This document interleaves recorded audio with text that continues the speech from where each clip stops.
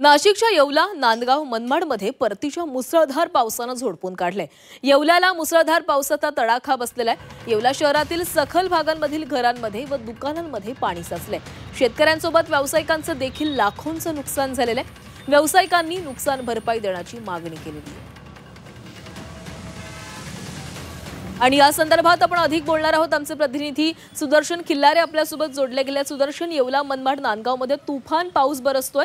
व्यावसायिकांचं आणि नागरिकांचं मोठ्या प्रमाणात नुकसान झालंय। सध्याची काय अपडेट्स आहेत?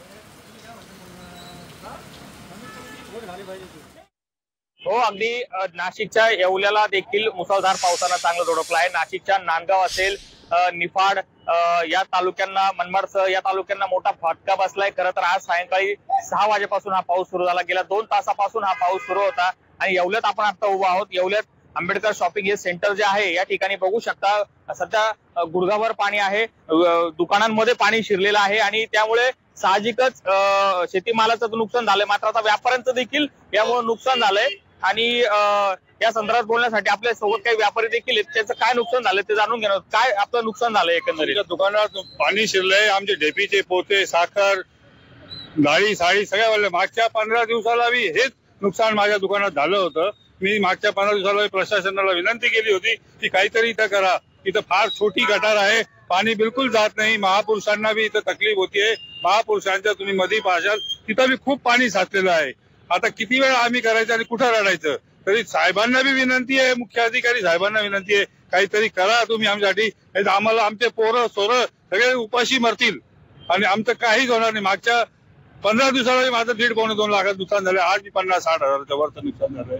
आपल्यासोबत आणखी काही व्यापारी आहेत। काय सांगाल, तुमचं किती नुकसान झालंय? दुकानात पाणी शिरलं होतं, किती शेतमाल? दुकानात पाणी आल्यामुळे बऱ्यापैकी सर्व व्यापाऱ्यांचं मोठ्या प्रमाणात नुकसान झालेलं आहे।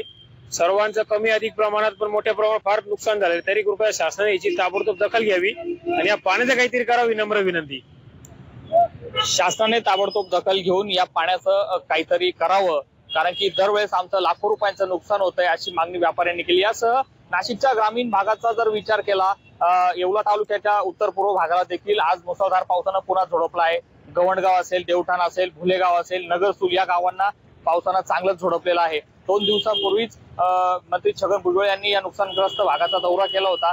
नुकसान भरपाई देऊ असं आश्वासन दिलं होतं। मात्र आता पुन्हा नुकसान झालंय। बळीराजाच्या डोळ्यात देखील अश्रू आले आणि एकीकडे व्यापारी सुद्धा आता रडतोय अशी परिस्थिती येवल्यामध्ये निर्माण झालेली आहे।